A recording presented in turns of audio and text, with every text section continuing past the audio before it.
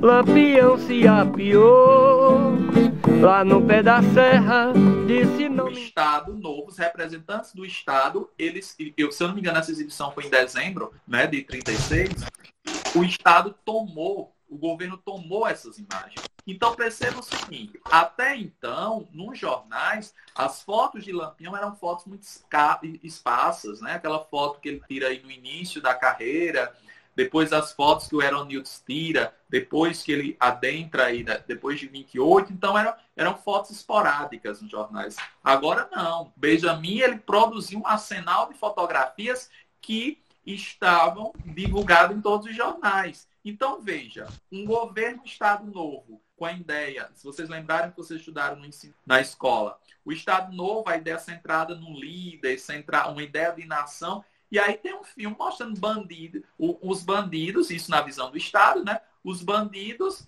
comendo, dançando no meio da caatinga, tirando onda com o Estado.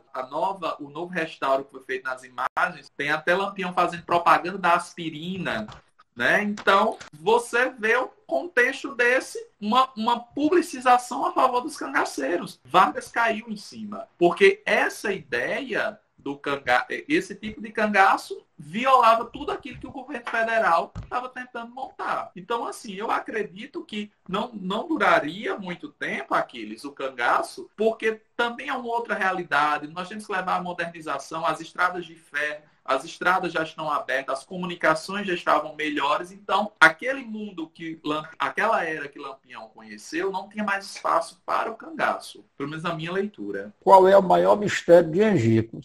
Eu me confesso com muita tranquilidade que, para mim, pelo menos para mim, não existe mistério em Angico. Né? A gente quer achar esse mistério porque muita gente acha que Lampião era indestrutível, somente por conta disso. O ataque de Angico, que foi realizado naquela madrugada, naquela manhã, aconteceu do jeito que se conta. É bom que se frise o seguinte, o que acontecia antes é outra história, que eu sempre costumo falar isso. Mas aquilo ali é porque tinha que ser, meu amigo. Ou o João Bezerra e os outros comandantes davam fim a Lampião ali, ou quem ia perder a cabeça era eles. Não tinha jeito. Então aquilo ali para mim não teve veneno, não teve fuga, não teve absolutamente nada. Pergunta se o Curisco soube que o pessoal da Fazenda Fatos que ele matou era inocentes.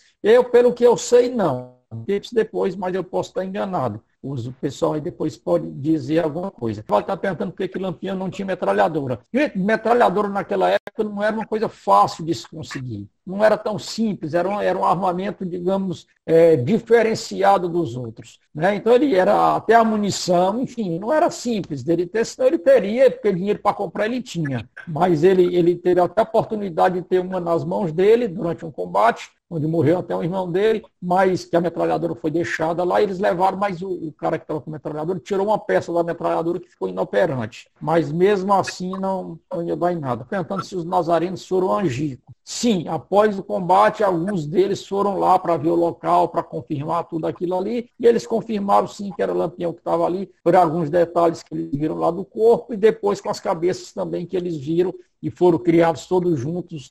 E nem o próprio Zé Saturnino negou que Lampião tivesse morrido. Está perguntando com quem ficou o ouro de Lampião. Amigo, o famoso espólio de guerra. Tudo que aconteceu ali, que ficou ali, ficou com os soldados e com os comandantes de Cão Grosso. Isso aí é fato. Isso é comum, embora pareça estranho, em todas as guerras. É o espólio de guerra e muitos deles iam para a luta, arriscar a vida em busca desse ouro. Está perguntando sobre o Lampião de Buritis. Amiga, delete. Lampião de Buritis e esse Lampião lá de Pão de Açúcar, esqueça. Inclusive o Lampião de Buritis, poucas pessoas sabem. Antes do nosso amigo Geraldo lançar aquele livro, eu, Paulo Gastão, Ângelo Osmiro e alguns outros colegas conversamos com ele por telefone. Ele ligava para a gente para contar que tinha descoberto o Lampião e a gente pedia os detalhes, ele não dava. A gente insistia e ele não dava, só dizia por alto. E a gente disse, rapaz, lança esse livro, a gente precisa saber dessa história. De tanta gente insistir, ele lançou o tal do livro. Só que quando ele lançou o livro, a gente viu uma verdadeira negação em tudo, em tudo.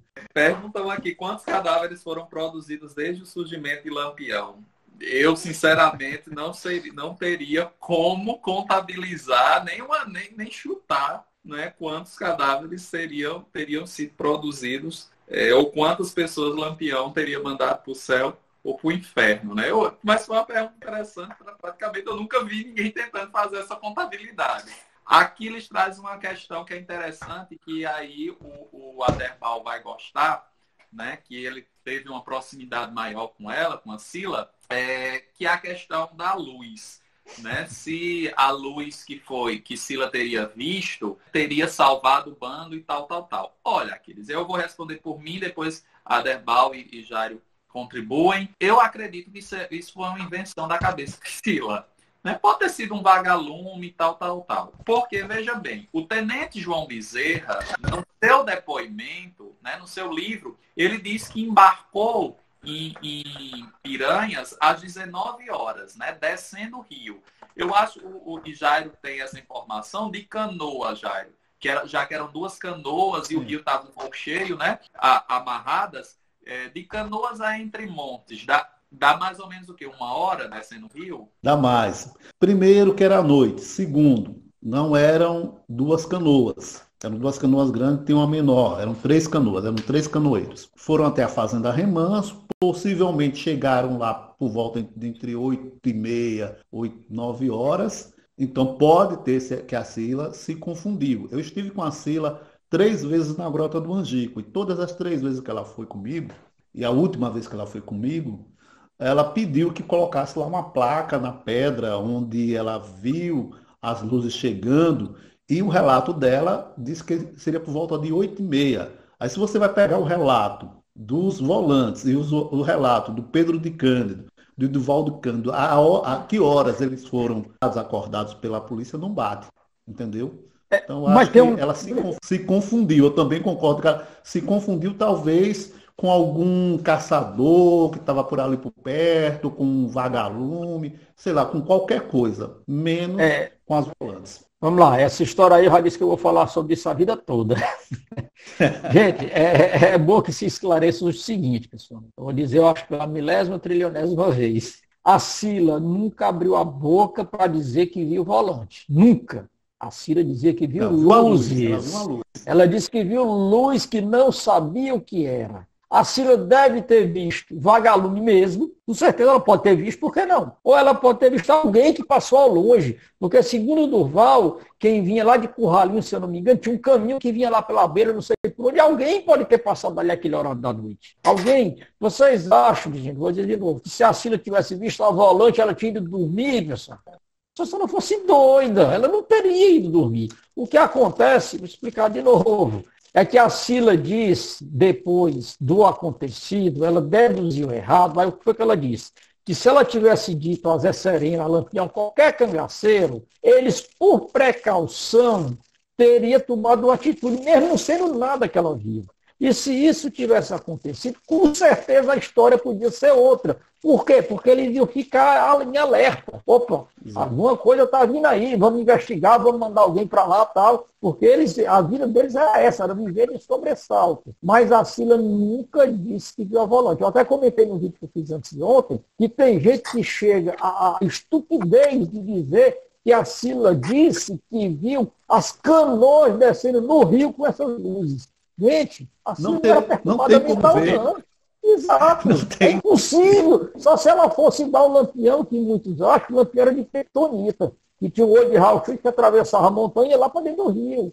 Então é bom que as pessoas, antes de falarem esse tipo de coisa, primeiramente raciocinem com bom senso, pessoal. Tem coisas, às vezes, quando algumas pessoas perguntam, a gente até, tudo bem e tal, mas tem coisas que quem conhece a vida, ouvir um negócio desse, vai dizer, rapaz, cala a boca, você está falando de besteira. Dizer que a Sila disse que viu o cabo lá na beira do rio, eu falo, fosse doida, né? Não é?